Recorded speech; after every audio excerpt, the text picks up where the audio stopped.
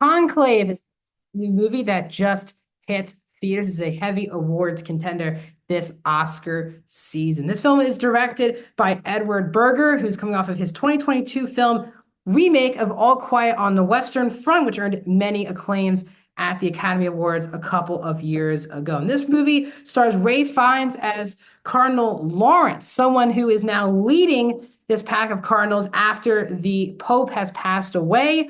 And the church is now looking for a new pope. And we're in the conclave, which is about the voting process of who can become the next pope. Lawrence is now designated to run the conclave and make sure everything goes in the right direction, even though he seems to be the one cardinal who, for some odd reason, does not want to be the pope.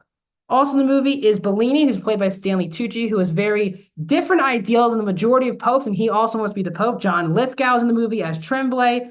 Lucian Masmati, hopefully I'm saying his name, is Adeyemi, among the other and characters in the film. The movie is 2 hours long and is PG. Welcome back to a brand new review here at Max Talks Movies. My name is Max Dinnerberg. We're talking Conclave. If you're new to the channel, please subscribe, ring the bell if you're new to the channel. Also, please, I do movie, TV show reviews, movie franchise rankings every Tuesday, my box office breakdown show, and I do out of theater reactions, which I even did for Conclave. You can find my out of theater reactions here on YouTube, also on my Twitter, Instagram, and TikTok, which you can follow down in the description below. Comment down below. What are your thoughts on Conclave? Have you seen it? Did you like it? Did you not like it? Should this movie be a front runner in awards season? If you have not seen it, tell me, are you going to wait to see if this movie actually gets nominated for things before you watch it? Or do you want to get ahead of the curve and start watching all of these potential award front runners? I respond to all comments, so definitely comment down below.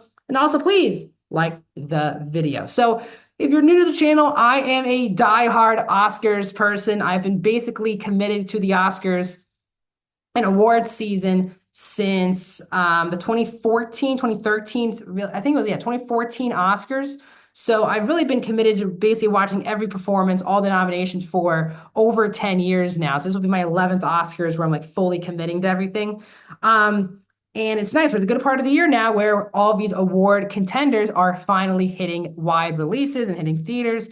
And it starts with Conclave. Now, I'll just right up that I'm not Catholic. I don't care about, no offense to people, who the Pope is and what the Pope stands for. I'm not someone who has the same ideals as obviously Christians or Catholics. So this is usually not a subject matter that I am the most interested in watching. If it wasn't for award season or wasn't, I guess, a movie, I probably wouldn't be watching it. But I have to say, this is an excellent political thriller that I think is going to bore people because the movie is all conversations. And a really tough part about a movie that's really just people talking in rooms for 2 hours is not just does the acting obviously have to be good, and the acting is brilliant in the movie, which I'll get into in a second. What makes this movie really great is the screenplay from Peter Strahan, who's again based off the book by Robert Harris. This is the screenwriter Peter Strahan wrote 2019's The Goldfinch, The Snowman, Tinker Tailor Soldier Spy, among of his credits. But this is a fantastic script where I was on the edge of my seat the whole movie, figuring out where the twists and the turns are going to come, who actually will be the Pope by the end of the movie, who's lying, who's not lying about their ideals and goals. This is one of the more fascinating films where, yes, there's no scares or action, but I was on the edge of my seat, unlike most films that I've seen this year. I was enthralled, enveloped into this world, even though I don't really, again, I'm not Catholic or not Christian, so these are things that I'm not usually listening to or seeing happen. I still found it to be a very compelling movie about the idea of who should be someone who has this much power. Should it be someone who's the flawless person who doesn't sin and does everything by the book? Or is it a good idea to have someone who does sin but knows how to move on? And the character of Lawrence, who's played by Ray Fiennes, is the perfect character to command the movie because he has his own ideals, but he's just trying to put this conclave in the right direction, in the right hands. And he does have an opinion on that, but at the same time, he needs to make sure who's doing things the right way or the wrong way, Ray Fiennes will definitely be nominated for this movie. He is absolutely terrific as ever in this film, where you sometimes do know what he's kind of trying to do, sometimes you don't. But he's the perfect commanding lead performance that this movie needs. And again, as I said, he will be nominated throughout award season. I'm not sure this will be go down as the best performance of the year, but I do think this is an easy Oscar award worthy nomination. I'm not sure it's enough to get the win, but I do believe that he is really great in the movie. Stanley Tucci's the other performance that really stands out to me. You think who he is in the first part of the movie, and then as things on, his character starts to either learns things or makes mistakes that makes him grow as a person. Tucci is so good in the movie. The movie is extremely well cast. The production design is jaw-dropping with the locations, the costumes, the cinematography. Edward Berger just directs the hell out of this movie.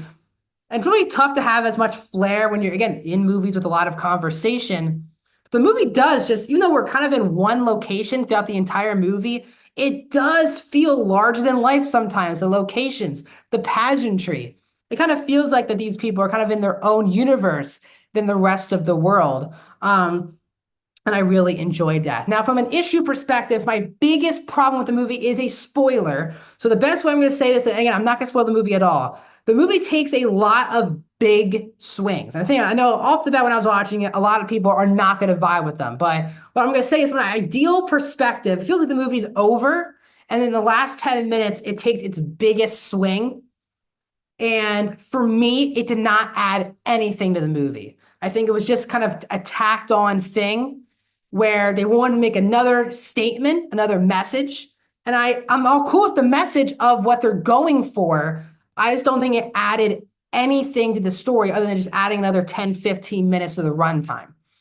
Because I thought the movie was like over, and then they make another huge statement and swing, and it has to be explained in a big exposition scene. I didn't feel like that was the right place for the movie to end on. Again, from an ideal perspective, I am all cool with what the movie was trying to do. But for me, it felt like they already went through so many messages and they hit for me, and then they add on another one that just felt very tacked on. So that for me, from a story level, kind of cut away the tension and the excitement of the ending of the movie. You feel like you got a sense of relief, and then they came back to you with another big plot twist. I was kind of like, I don't know if this actually works in this movie, or I think if they wanted that thing to be a twist, they needed to be explained a little bit more earlier in the movie. It kind of just comes out of the blue. So overall, I'm going to give Conclave a 4 out of 5 stars at 83%. What are your thoughts on Conclave? Let me know in the comment section down below. Like the video, subscribe, and I'll see you guys in the next video.